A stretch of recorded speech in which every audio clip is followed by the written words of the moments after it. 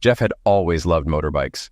As a young man, he spent hours in the garage with his father, learning about engines and riding. This passion grew into a hobby, connecting him with friends who shared his love for biking. They formed a club not for formalities, but for the joy of riding together. Now in his mid-40s, Jeff found comfort and belonging in these gatherings, which provided a much-needed escape from his turbulent life. Jeff's work dedication had strained his personal life, leading to a painful divorce and a distant relationship with his son. Seeking a new beginning, he moved to Cornwall, hoping to rebuild his life. The bike club became his sanctuary, a place to forget his troubles and enjoy friendship and the open road. On September the 19th, 1998, the club's annual barbecue was in full swing, with food and drinks flowing freely. More than a dozen motorbikes were parked among the dunes. This gathering marked the end of the season for the close-knit group of friends. Jeff, a tall, broad-shouldered man with a full beard, noticed her arrival. She stood out in a long denim skirt, thick sweater, and overcoat on this unusually warm evening, while others wore swimsuits.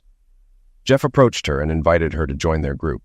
He recognized the signs of distress in her unkempt hair and sleepless eyes, a look he knew well. She declined and moved further down the beach. Back with his friends, Jeff faced teasing, especially from Lenny, who joked about his interest in her. "She's no bag lady, Lenny. Her clothes are expensive. She looks very troubled." Lenny, a stockbroker by day and a biker by night, was Jeff's friend and financial advisor. He put an arm around Jeff, saying, "She's not your problem. Come on back to the party." As the party continued, Jeff kept an eye on the woman. Despite enjoying the festivities, she occupied his mind. As darkness fell, the party broke up. When the last bike left, Jeff went through the dunes to where the woman sat. She appeared to be waiting for something. As the tide retreated, she walked towards the water. Jeff, sensing her intent, ran after her, stripping off his clothes.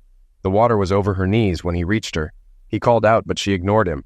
As the waves crashed on her thighs, Jeff swam towards her. She was about to throw herself into the tide when he grabbed her waist. Startled, she screamed and struggled. "I'm sorry, I can't let you do this," Jeff shouted over the waves. "Leave me alone. I want to die," she screamed back. "If we go further, we'll both drown. Is that what you want?" Jeff turned her to face him. "Let me go. I don't want to live anymore. If you go out there, I'll have to try to rescue you.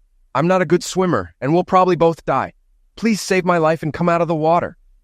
She looked into his eyes, tears streaming down her face. Deep sobs shook her body. Jeff hugged her, and they stood in the surf, battling the waves. Then he led her back to the dry sand, picking up his scattered clothes. He knew he couldn't leave her there and had to get her away from the beach. He lifted the soaked coat from her shoulders. "I think this coat is ruined. The skirt might be salvageable, but the sweater is done for. You should change out of them before you get too cold. Here, put on my jeans and sweatshirt. I have a jacket in the pickup I can wear over my swimsuit." The woman looked at Jeff expectantly as she reached to unfasten her skirt. "Turn around, please," she said. Jeff apologized and turned his back, hoping she wouldn't run back to the sea. "It's all right, you can look now." He turned and burst out laughing. The jeans were too long, and she had to hold the waistband to keep them up. The sweatshirt sleeves covered her hands. "Sorry for laughing, but that outfit fits where it touches. Let me roll the legs up. There's some rope in the pickup we can use as a belt." Jeff knelt and rolled up the jeans until Helen wasn't standing on them. When he stood, he smiled at her. "Now that you've managed to get into my jeans, I think I deserve to know your name," he said. "It's Helen McAllister," she replied. "Nice to meet you, Helen. I'm Jeff Cockburn. Let's find you a belt and get off this beach before it gets cold," Jeff said. They walked to the pickup, and Jeff found a rope, threading it through the jeans and pulling it tight around her waist. They got into the truck, and Jeff turned it around. "Jeff, why are you doing this?" Helen asked. "Because I want to.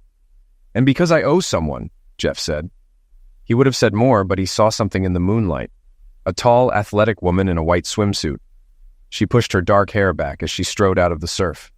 Jeff reached out, shaking Helen's leg. "Do you see that?" he asked, pointing. "See what? I only see waves and sand," Helen replied. Jeff looked again, but there was nothing. He shook his head. "Jeff, are you all right?" Helen asked with concern. "I'm fine," he said, snapping back to reality. "Let's get you some fish and chips. I'm betting you haven't eaten in a while." Jeff drove to Padstow, glancing at Helen occasionally to gauge her state of mind. He hoped showing her kindness was the right thing. "What do you mean, you owe someone?" Helen questioned.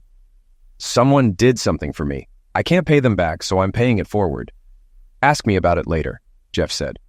Where are we going for fish and chips? Helen asked. They continued in silence until Jeff parked. He jumped out, opened Helen's door, and guided her to the shop. I thought you said fish and chips. This looks like a fancy restaurant, Helen said, confused.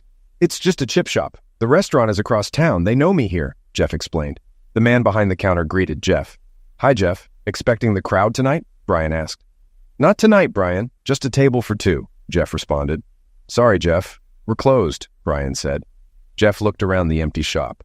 Brian, I can see you're rushed off your feet. Can you put some cod and chips on a plate for the lady and a chip buddy for me? I'll even do the washing up, Jeff said with a grin. Brian laughed. You do the washing up? That'll be the day. Do you want any drinks? Brian asked.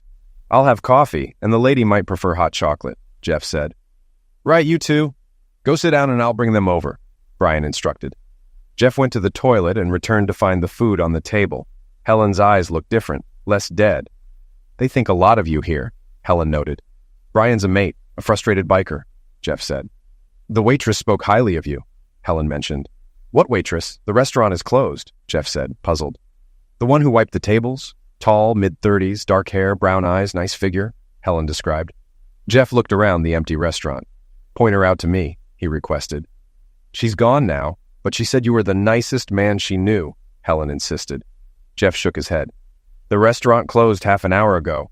All the staff have gone home. Brian is alone here, Jeff explained. I know what I saw and heard. She said good things about you, Helen affirmed. No doubt. Your description just sounds like someone I used to know, but it couldn't be her, Jeff said, shaking his head. Jeff nodded towards her plate. Eat up and tell me what you think, he suggested. Jeff glanced at Helen, asleep beside him in the truck. She'd enjoyed her meal but couldn't finish it, and now she was exhausted. When he parked in his driveway and turned off the engine, she didn't wake. Jeff gently closed the truck door, opened his front door, then returned to carry Helen inside. He took her to the guest bedroom, removed the rope belt, his jeans, and the sweatshirt. Despite her disheveled appearance, he found her beautiful. Covering her with a duvet, he whispered, "Sweet dreams, fair princess," and left the room. Jeff locked up the truck and settled down with a glass of wine, pondering what had put Helen in such a state. He guessed it wasn't about money, judging by her expensive clothes.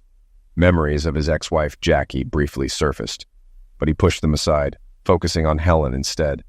He set her clothes to wash and went to bed, reflecting on the day's events before picking up his book. Just after midnight, Helen appeared in Jeff's bedroom doorway. "I'm sorry, I was just checking it wasn't a dream," she said. "Couldn't you sleep?" Jeff asked. "I woke up somewhere strange and panicked. Did you undress me?" Helen inquired. "Yes, but I left your underwear on. Your skirt is in the wash," Jeff replied. "Thank you. I don't have anything clean to sleep in." "Do you have something I can wear?" Helen asked. "I have some long shirts in the wardrobe and t-shirts in the second drawer," Jeff said. Helen took a shirt and went to the bathroom. Jeff heard the shower running and then felt the bed move as she climbed in. "Jeff, would you hold me? I really need someone to hold me," she said. She sobbed as he held her. When she calmed down, they both drifted off to sleep. Jeff woke up alone, showered, and went to the kitchen, where he found Helen making coffee and toast. "I was going to start breakfast, but didn't know what you liked." "Do you have an iron? My skirt is full of creases," Helen said. Jeff retrieved the iron and ironing board. "Egg and bacon okay for you?" he asked. She nodded. As they ate, Helen frequently looked into Jeff's eyes, seeing both kindness and sadness. He tried to get her to open up. "So, do you want to tell me what led up to last night?" Jeff asked. "I don't want to burden you with my problems. You've done more than enough. I should go," Helen replied. "You can leave if you want, but it might be difficult in just your skirt and underwear. I'll drive you wherever you need," Jeff said.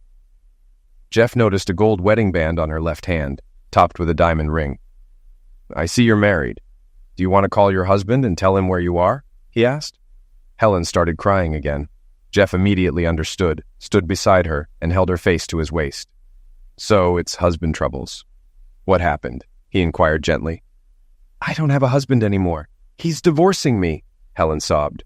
Jeff took her hands and waited for her to stop crying. "Is that why you went to the beach last night?" Jeff asked. "Partly.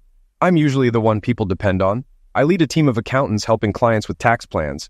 Now I can't even handle my own life," Helen said. "That's not silly. Divorce is as stressful as losing a loved one," Jeff reassured her. There were no signs. We were married for 10 years and trying to start a family.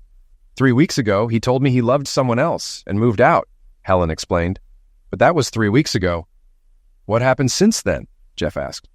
I saw him with her on Friday at Mother Care. She's pregnant. She's giving him the baby I couldn't. I felt worthless and unloved. I ended up here without thinking, Helen said, her voice trembling. Do you still feel that way? Jeff asked softly. I don't know. I don't think so. She squeezed Jeff's hands. If it weren't for you, I wouldn't be here. I owe it to both of us to make the best of it, Helen said, her voice stronger. Then we've got a busy day ahead. You need clothes and you should talk to Angie, Jeff suggested. I lost my purse last night. Everything was in it. My ID, credit cards, and cash, Helen said. Does a motorcycle mechanic make enough to loan me some money? She asked with a weak smile. I'm not a mechanic. I own the dealership. Don't worry about the money. Who is Angie? Jeff explained. The blonde girl at the party. She's a top solicitor. She can help you with the divorce. You may not want it, but she can make sure you don't lose out, Jeff said. Is there anything you haven't thought of? Helen asked, half joking. Yes, how I'll ever wear that shirt again without seeing you in it. Now go dry your hair, pick a clean shirt, and we'll go to Newquay for clothes and shoes, Jeff said with a smile. Helen almost smiled as she went to get dressed.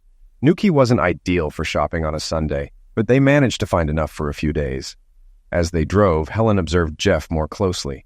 His dark beard and gray hair suggested he was about 45. He had a strong, tanned physique, showing he spent a lot of time outside. She remembered feeling safe in his arms. What had possessed her to climb into his bed? Yet she felt relief when he turned away, letting her snuggle against his back. By 2 p.m., they had bought her clothes and shoes. They sat at a cafe, drinking coffee and making plans. Jeff called Angie and arranged a visit. After a light lunch, he gave her a tour of the area. Helen noted Jeff's confidence and the respect he received. She wondered why a man with so much going for him was alone and sad. At Angie's, Jeff left Helen with her while he and John, Angie's husband, talked bikes over beers. After an hour, Helen, looking tearful, asked to go home. On the drive back, Jeff decided to ask about her meeting with Angie. How did it go with Angie? Jeff asked. She said the same as you. I can't stop the divorce, so I need the best settlement. She suggested trying IVF with a new partner and using the settlement for that. She helped me see it wasn't my fault. My husband didn't leave me because I couldn't have children. He found that out after he started cheating, Helen replied. Helen then started to delve deeper. Jeff, who is Wellard? She asked. What?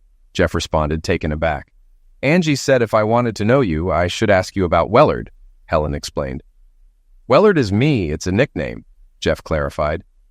How did you get that nickname? Helen inquired. It happened at the St. Paul's Carnival in Bristol. It's a big event that draws a lot of people, but the National Front held a rally on the same day. There was some trouble, Jeff began. And you were involved? Helen asked. Not really. I don't look for trouble, but I can't ignore certain things. A young kid about 17 was attacked by some National Front skinheads. The police at the station did nothing, so I rode my bike straight at them. They scattered, but one came back with a knife. I knocked him out with my helmet. Angie, my lawyer friend, sorted it out with the police. The guy I knocked out was a repeat offender, Jeff recounted. But why Wellard? Helen pressed. Jeff smiled. The kid I helped said, "You is Wellard for an old guy." The name stuck, and my biker friends started calling me that, he explained. So you're not just my hero. You're everyone's knight in shining armor, Helen remarked. I'm just trying to do the right thing, Jeff said modestly. I'm glad you do. Whatever led me to your beach did me a huge favor, Helen said, leaning on his shoulder. Can I cook for you tonight? Of course, if that's what you want, Jeff agreed. She got excited feeling his muscles as she squeezed his arm. As she cooked, she kept glancing at Jeff, feeling drawn to him. She wanted him, but wasn't sure how to make a move. She thought about the previous night when he'd done nothing. Maybe he doesn't fancy me. She decided to take a chance and make herself vulnerable again. For the first time in 2 years, Jeff ate a meal at home that he hadn't cooked himself. He couldn't take his eyes off Helen as she moved around the kitchen. He admired her trim waist and remembered the sight of her lying on the bed. When they'd finished eating, she made him coffee and then kissed him on the lips. Jeff responded, pulling her onto his lap. They kissed passionately. Helen pulled away to catch her breath. Well, that answers one question. You're straight? She asked, a hint of teasing in her voice. Of course. Who said I wasn't? Jeff replied, surprised. No one. People say what a lovely man you are, yet there's no woman in your life. I just wondered, Helen explained. Are you happy now? You know I'm straight. You were at my mercy last night, but I didn't try to seduce you. Maybe you think I don't find you attractive, Jeff said. Helen shook her head. No, I don't think that. I'm just glad to know you, she said softly, resting her head on his shoulder. Helen looked into his eyes, hoping he would say it wasn't true. She wanted him to take her in his arms and love her. She waited for his reply, holding her breath. If I'd taken advantage of you last night, I'd have lost your respect. I turned away so you wouldn't notice what was happening to me. As for not finding you attractive, I think I've just shown that I do. Her heart raced. She wanted him, but wondered if she should make the first move. She loved his gentlemanly nature, but feared it might hold him back. She decided to act. I'm glad, it makes this easier. You've been so good to me, and I need to ask another favor. Would you make love to me, please? She looked down, her red hair falling across her face. Jeff could hardly believe it. It had been almost 2 years since he'd been with anyone. He thought about it and realized she was grateful to him. He struggled to respond, his face reddening.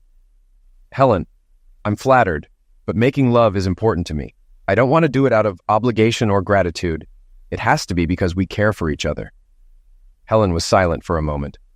I should feel insulted, but I don't. I'm not offering my body as a thank you. I'm asking because you're the most wonderful man I've ever met. My head is a mess, but this isn't gratitude. I want you. If you didn't care, you'd have left me to the police or a hospital, so I'll ask again. Please, Jeff, take me upstairs and make love to me, Helen said earnestly. She took his hand and they went upstairs to his bedroom. They stood by the bed, and Jeff kissed her. She looked into his eyes. I've never kissed a man with a beard before. It feels soft and tickles my nose, she giggled. Jeff pulled her close, their kissing intensifying. They made love.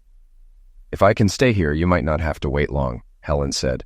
She lay close to him and Jeff put his arm around her. I could lie like this forever. Can I stay, Jeff? She asked softly. You can stay as long as you want, he replied, kissing her. I think I should take a shower. Is there room for 2? She asked playfully. They showered together, returned to bed, snuggled, and fell asleep. Helen woke up looking at Jeff with love in her eyes. Jeff was woken in a way he'd never experienced. Ooh, you're awake. I thought I'd have to start the party on my own. Wow, you were right. It was better, she said, kissing him. You were so good to me. I don't deserve this. You think it's one-sided? You gave me the best night of my life, Jeff replied.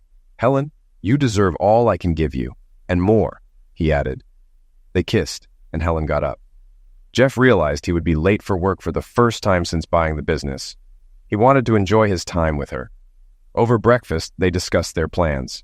Jeff had to work, and Helen planned to visit the bank to repay him. That night, Jeff found her distressed. The bank had refused her access to her accounts without proper ID, which had been in her lost purse. Jeff told her it was no problem, but she felt the need for independence. I must go home, Jeff. I need to sort things out. I have a job, and my company will want to know why I missed work. I've canceled my cards, but replacements will be sent to my home. My passport is there too. Once I have it, I can prove who I am and access my money, Helen explained. She saw the sadness in his eyes as she continued. Can you do me a favor and buy me a train ticket back to Radlett? I'll repay you as soon as I access my bank accounts, she asked. The money isn't important, Helen. I don't want you to leave. I enjoy having you here, Jeff said, his voice filled with emotion. And I love being here. Honestly, I think I'm falling for you, but I need to take control of my life. There's so much to do. Get my finances in order, deal with my possessions and clothes. Douglas has moved out, so I'm selling the house. You understand, Jeff? I have a new life ahead, hopefully with you. But I need to wrap up my old life first. This isn't the end, Jeff. It's more like the beginning if you want it to be. You know what I want. If getting you back means I lose you for a while, then that's what I must do, Jeff said with a heavy heart. That night, they were together again, and found it even better than before. The next morning, Jeff drove her to the station, feeling the weight of her imminent departure. They arrived just as the London train left. With an hour to wait for the next one, they settled in the station cafe. Jeff, when I asked why you helped me, you said you owed someone. It didn't seem like money. Can you tell me what you owe, and to whom? Helen asked, her curiosity piqued. Her name is Vanessa Richardson, and I owe her my life. It's nothing special, just something I can't repay, Jeff replied, looking down. You can't leave it at that. We have time. Tell me the story, Helen urged. Are you sure? It's a long story, and you might not like it, Jeff warned. Just tell me, Jeff, Helen insisted, leaning closer. Jeff took a deep breath and began. Okay, the story starts 2 years ago. I founded a software company, Cockburn Software Solutions, CSS PLC, right out of college. It took off because everyone was buying PCs and Windows made them easier to use. We developed commercial software like office suites and accounting packages. We did well and floated the company on the stock market, keeping 60% of the shares, which gave my wife Jackie and me control. We also gained a business partner with management expertise. Things were good for a while, but demand for our software declined. Even Microsoft was developing hardware. I knew we couldn't rely on our current model forever, so I explored new revenue streams. We focused on bespoke software for businesses and developing digital TV boxes. My partner, Simon, opposed these ideas, but with 60% of the shares, Jackie and I had the final say. This marked the beginning of our troubles. I traveled around the country securing contracts for bespoke software, neglecting my family. I was focused on the company's growth and could have sold the company for a lot of money, but I felt responsible for my employees and wanted to build something for my son. I didn't realize I wasn't giving my family the attention they deserved.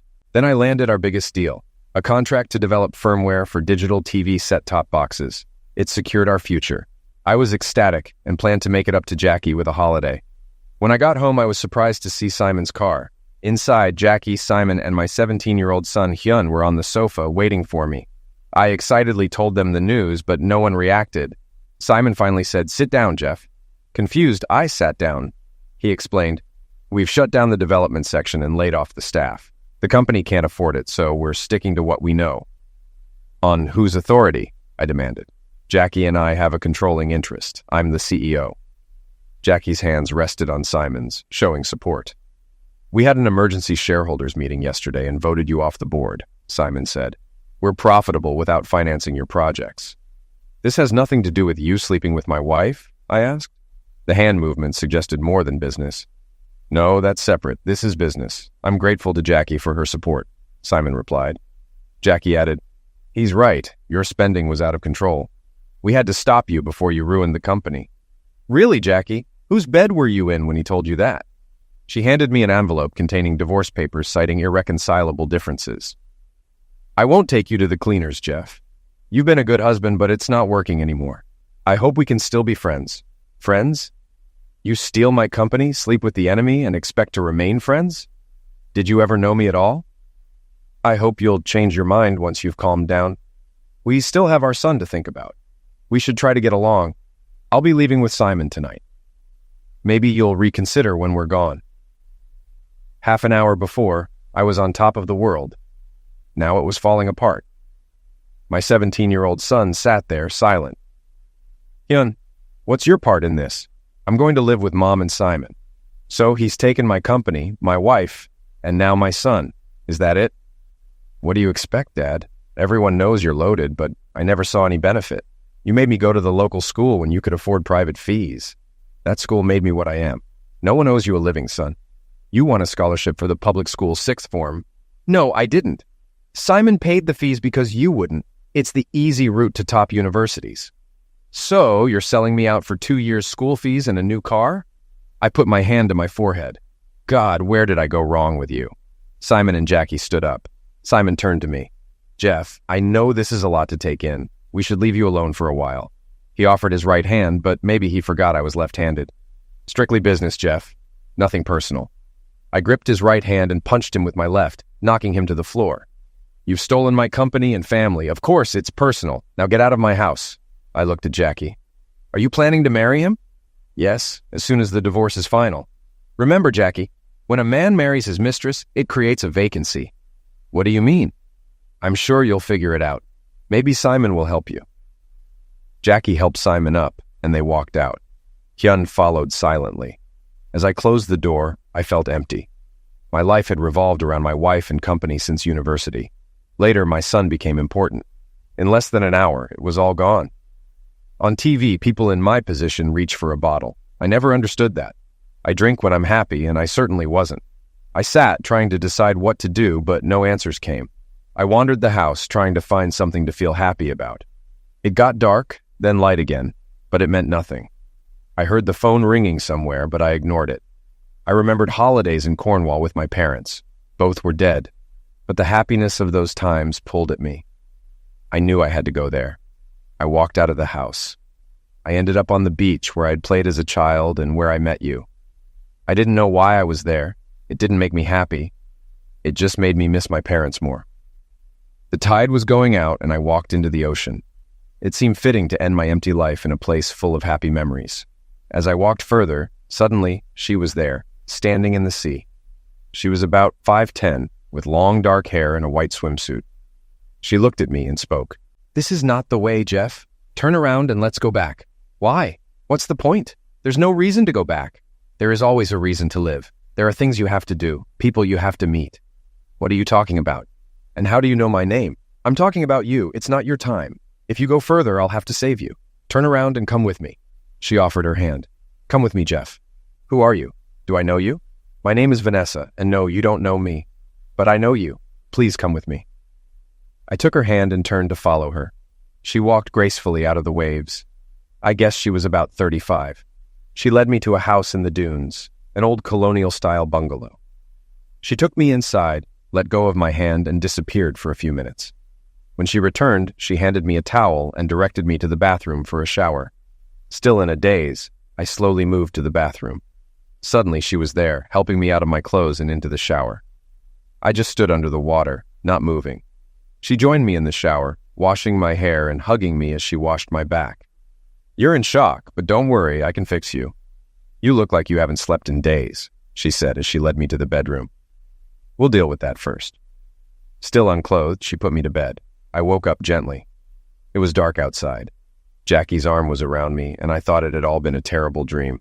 I turned to Jackie and ran my hand up her body. Something felt wrong. I reached for the bedside lamp, but it wasn't there. I panicked. "What's going on, Jack? Where are we?" The light came on, and I saw it wasn't Jackie. It was Vanessa. Everything came flooding back. Oh God, it wasn't a dream, was it? Vanessa took my chin and kissed me. "No, Jeff, it wasn't a dream. It all happened. But it doesn't have to be as bad as you think. Look at me, Jeff. Don't you like what you see? Yes, you're beautiful. Any man would be lucky to wake up with you, but you're not the woman I love. Are you still in love with her?" "I don't know anymore." "She doesn't love me."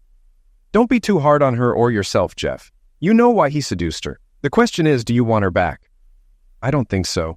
She chose Simon over me. I'd always feel second best." She kissed me. "Never think of yourself as second best, Jeff. Now, are you going to use this weapon? Or do I have to wait another day?" "What do you mean another day? It's 2 a.m., you've been sleeping for 30 hours straight. I'm a normal woman with normal needs, and it's been a long time for me. When I share a bed with a hot man, I get excited." Vanessa pulled me closer and kissed me deeply. "I'm sorry, Vanessa. Can we take it slower? I'm not sure I can handle this yet." She smiled and kissed my forehead. "So that's not a no, just a not now. I need to use the bathroom."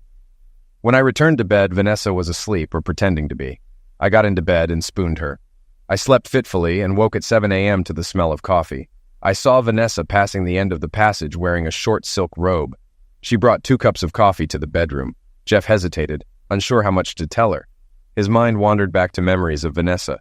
She put his coffee on the nightstand and kissed him. "Well, that was a pleasant surprise," she whispered. "Your wife was lucky."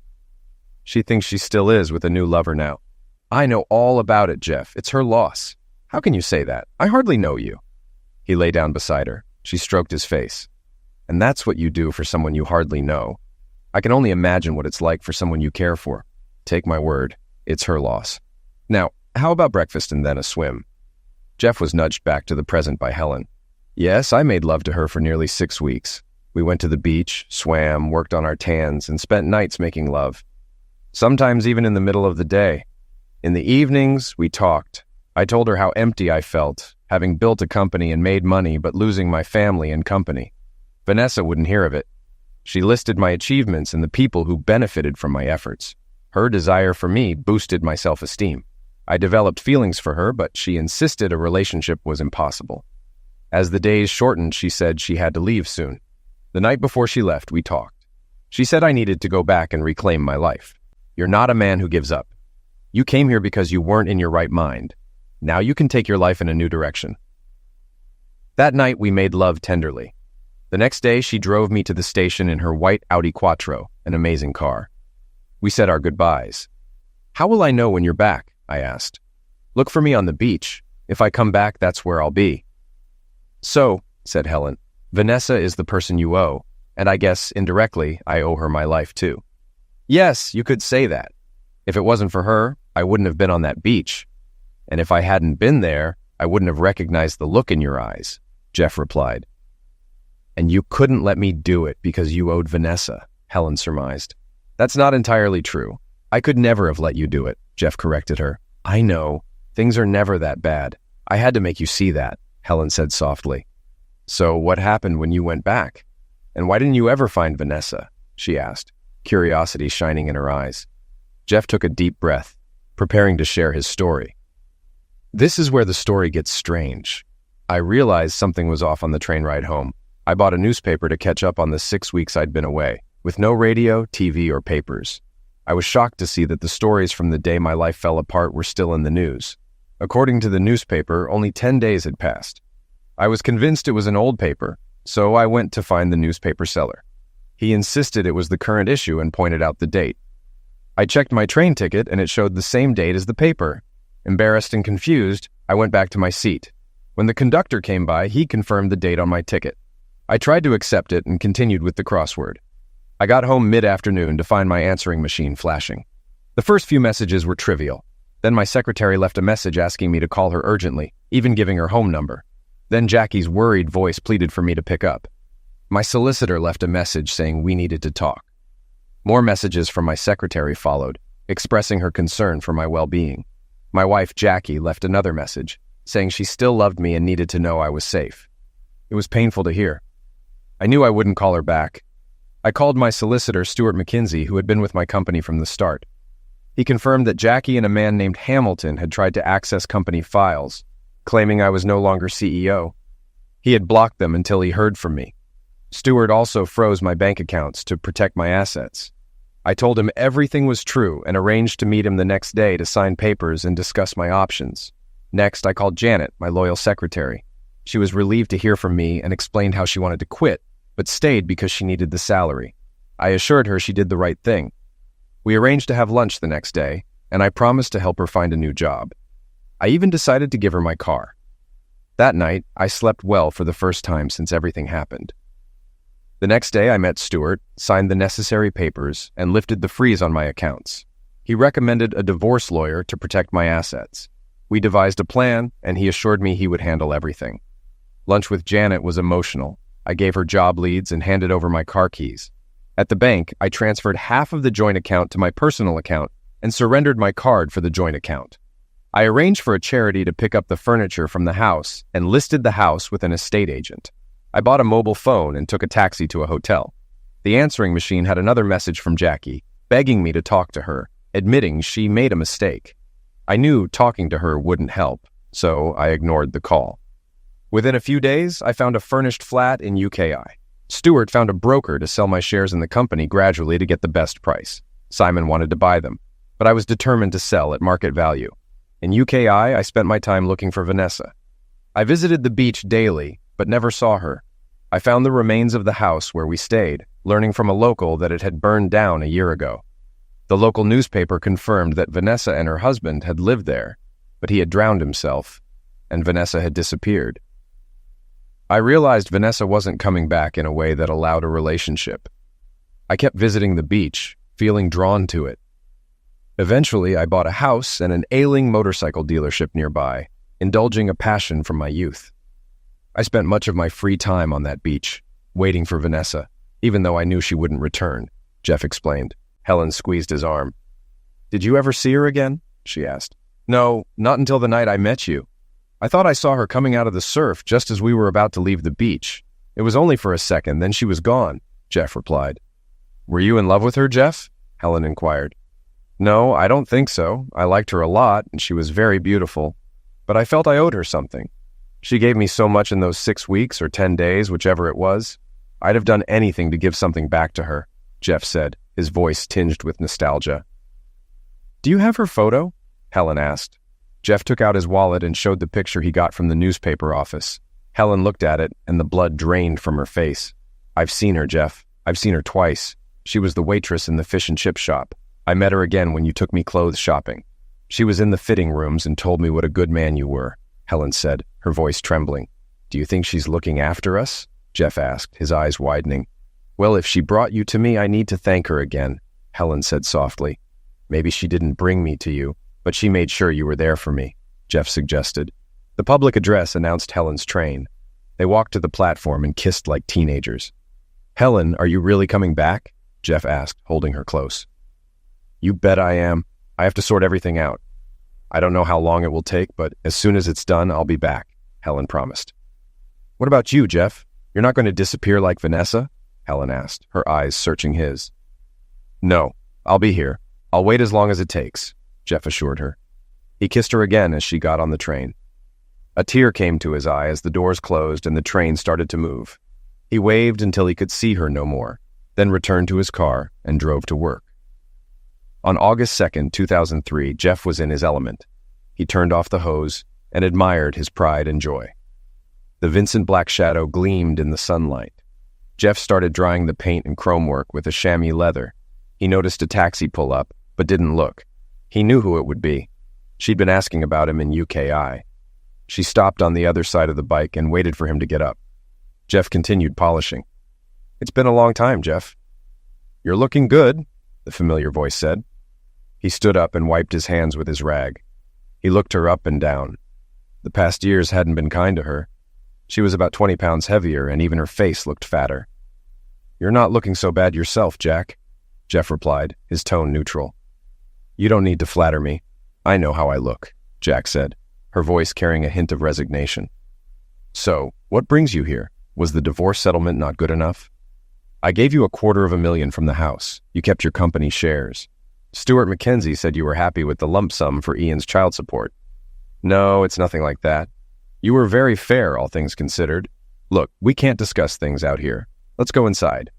For the first time since she arrived, he noticed she was carrying a briefcase. Curious, he invited her inside. She looked around. "This is nice, Jeff. A good-sized garden, I see.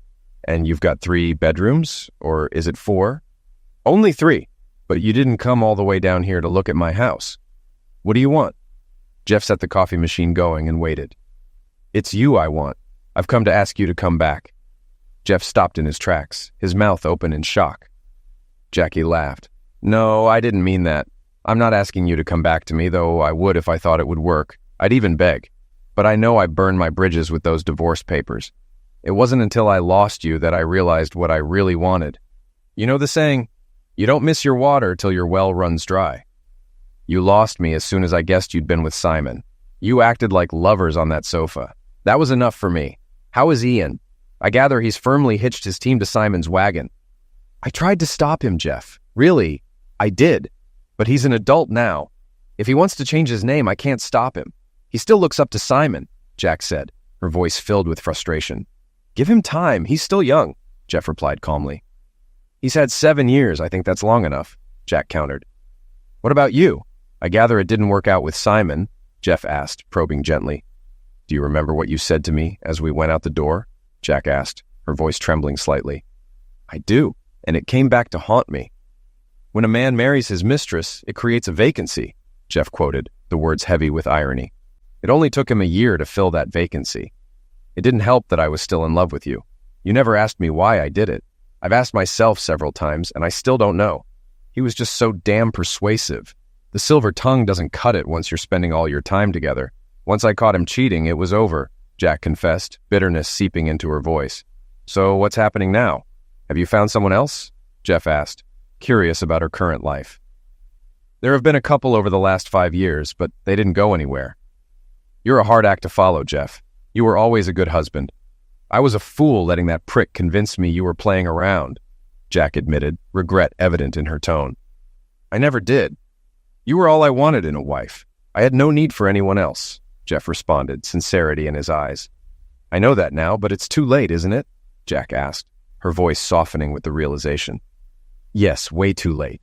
So this visit isn't about us. What is it about?" Jeff asked, steering the conversation back to the present. "We want you to come back to the company. We can offer you your old job back, and you'll have a free hand. You can take the company in any direction you want, Jack explained. You keep saying we, Jack. Who is we? Jeff inquired, suspicion creeping into his voice. The board and the bank. The company is in trouble. The bank won't lend any more money unless we put together a credible diversification plan. We've tried, but the clients don't believe we have the expertise to deliver. We need someone with credibility, Jeff. We need you, Jack pleaded. What does Simon have to say about this? Jeff asked, his brow furrowing. He's okay with it. But it wouldn't matter if he wasn't. He still only has 30%. Thanks to the divorce settlement, I have 35%. The rest of the board and the bank support me. I even brought a contract, Jack said, pulling a document from her bag and handing it to Jeff. Jeff poured the coffee and brought 2 cups to the table. He took a sip and addressed Jackie. What makes you think I want to come back? I'm happy here. I have friends here and I don't need to come back. Come on, Jeff. You can't be happy running a motorbike shop. It allows you to indulge your passion, but it can't stimulate your brain. Jeff stopped looking at her and stared over her shoulder. She turned to see a Toyota MPV pull up. A slim redhead got out, opened the back door, and helped 2 copper-haired children out of the car. They walked towards the front door. Jeff got up and walked towards the door. Are you expecting visitors? Jackie asked. No, I'm not, Jeff said as he opened the door. 2 children ran in and grabbed his legs. Daddy, why didn't you come swimming with us today? The little boy asked. Jeff squatted down to talk to him. Because, little man, I was expecting a visitor who came all the way from London. Is she here now, Daddy? Asked the little girl. Yes, darling. She is sitting over there at the table, Jeff replied. Jeff stood up and hugged the young woman, kissing her. Jackie felt a twinge of jealousy seeing them together. We missed you at the pool today, Helen said, putting her arm around his waist. Are you going to introduce us? They walked back to the table. As Jackie offered her hand, Jeff made the introductions.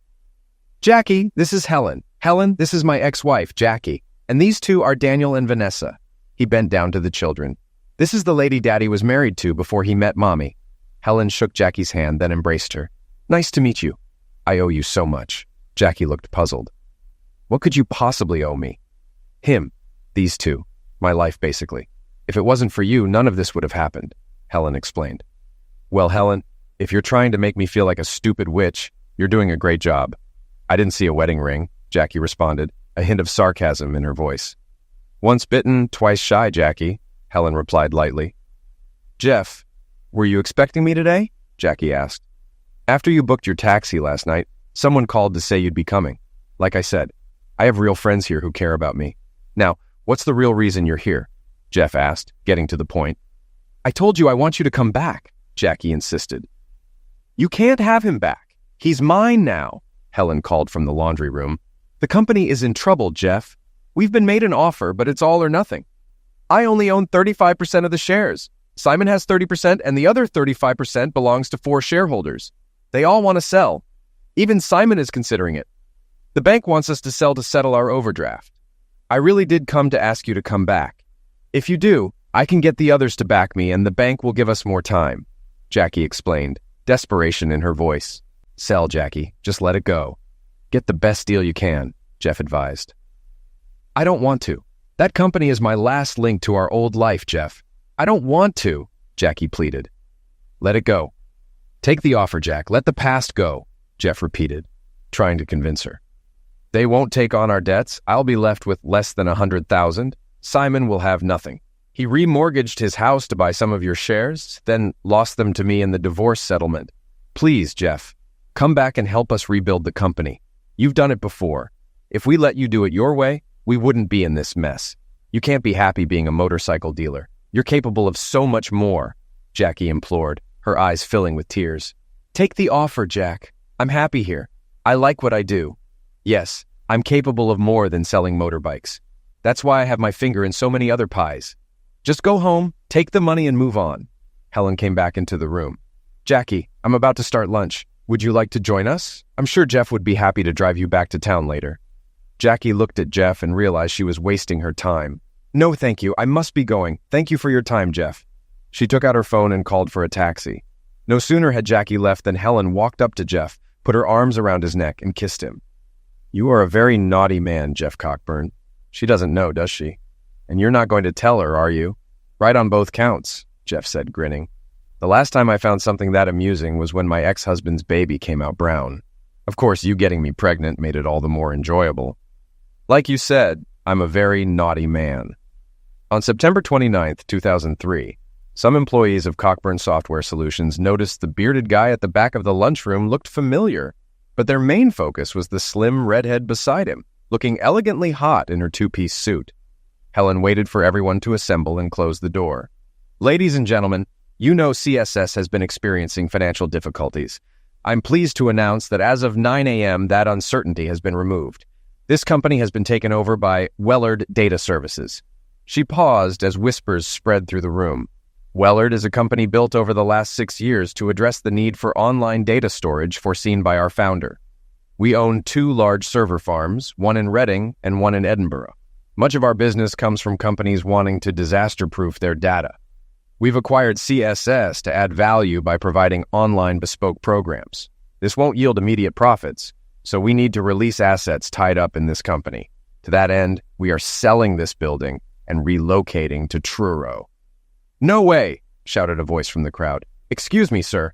You are Ian Hamilton, project manager, and there's no way you're moving us to the back of Beyond. I'll take it to the board if I have to." Jeff stood up. "What code do you write, Mr. Hamilton?" Ian thought he recognized the voice, and the bearded man looked familiar. "I don't write code.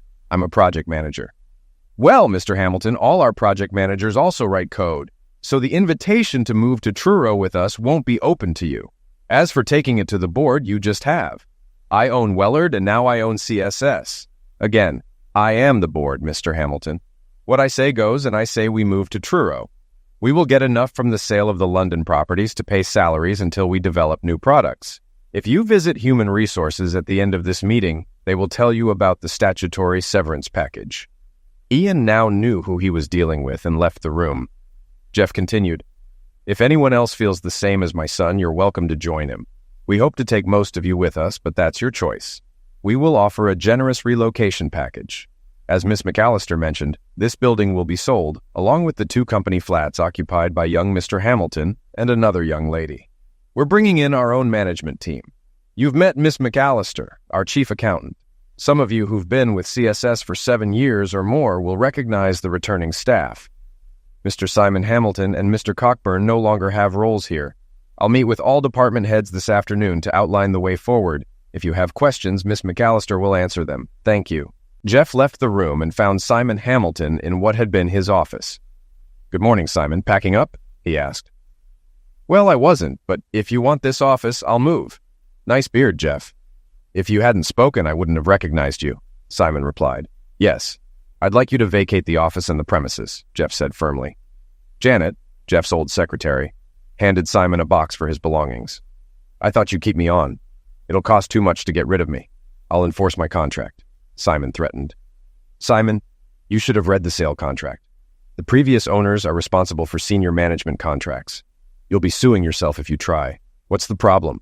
You got 85 grand from the sale," Jeff pointed out. "Yeah, and I owe more than 4 times that on my house. I remortgaged it to buy some of your shares," Simon admitted, frustration in his voice. "I wouldn't worry, Simon. You'll get another job soon. Maybe my son will share his redundancy pay with you since you shared your name with him," Jeff said sarcastically. "You haven't fired him, have you? I can't believe you'd be that vindictive," Simon said, shocked. I didn't have to. He fired himself saying he wouldn't go to Truro," Jeff replied coolly. Simon packed his things while Jeff waited. He picked up the box and moved towards the door. "This is all strictly business, nothing personal," Simon said, considering shaking Jeff's offered hand, but remembering the broken nose from last time, he decided against it and left. Jeff sat at his old desk, running his hands over the leather top. Janet knocked and entered. "It's so good to see you back where you belong," Janet said warmly. "Thank you, Janet. It's good to have you back. Was your last employer sad to see you go?" Jeff asked. "They offered a generous raise, but I knew who I wanted to work for," Janet replied. "I'm glad you're with us in Truro. Is it okay with your husband?" Jeff asked. "Oh, yes, sir. We plan to retire in Cornwall. Now we're empty nesters. There's nothing keeping us here. He's already been offered a job," Janet explained. "Janet, don't you think you've known me long enough to call me Jeff?" Jeff suggested. "I couldn't do that, Mr. Cockburn. It wouldn't be right. Is there anything you need, sir?" Janet responded. "Not now, Janet. Take an early lunch and be back by 2 p.m., Jeff said. Yes, sir, thank you. Janet returned moments later. Miss McAllister is here to see you, sir, she announced. Send her in, Janet, and then go to lunch, Jeff instructed. Helen walked in, smiling. Jackie was right about one thing. That woman's sweet on you, she teased. She's a great secretary. That's what matters, Jeff replied. I suppose this makes you my boss now. I have a fantasy about my boss where I make a mistake and he punishes me for it, Helen said playfully. How does he punish you? Jeff asked, amused. I'd leave that to him, sir, Helen said, her eyes twinkling. Jeff stood up. I'm sorry, sir. I'll try to do better, but I have to be punished, don't I? She continued, pretending to be contrite. Indeed you do, Jeff said, slapping the other cheek with a smile. Whatever you say, sir. You're the boss, Helen replied, enjoying the game. Now, Miss McAllister, I hope you've learned something from your mistake, Jeff said, continuing the role play. Oh, I have, sir. I've learned that I'd better make more of them, Helen said, leaning in closer. And what would your husband say about that? Jeff asked. I don't have a husband, sir. My partner was too damaged by his ex-wife to try again, Helen replied. The man's a fool. Why don't you marry me? Jeff proposed suddenly. But what about my children, sir? Helen asked, pretending to be concerned. I'll adopt them. He pulled her close. In that case, sir, the answer is yes, Helen said. They laughed at their role-playing and shared a kiss. They were interrupted by the door opening. A tall, elegant woman with a ponytail and a black suit smiled at them. Vanessa, they said in unison. She smiled, blew them a kiss, and left. The couple looked at each other. That was her, wasn't it, Jeff? Helen asked, her eyes wide with wonder. He nodded. You saw her too? She was real. I didn't dream her. If she wasn't real, we both had the same dream. I think she was saying goodbye.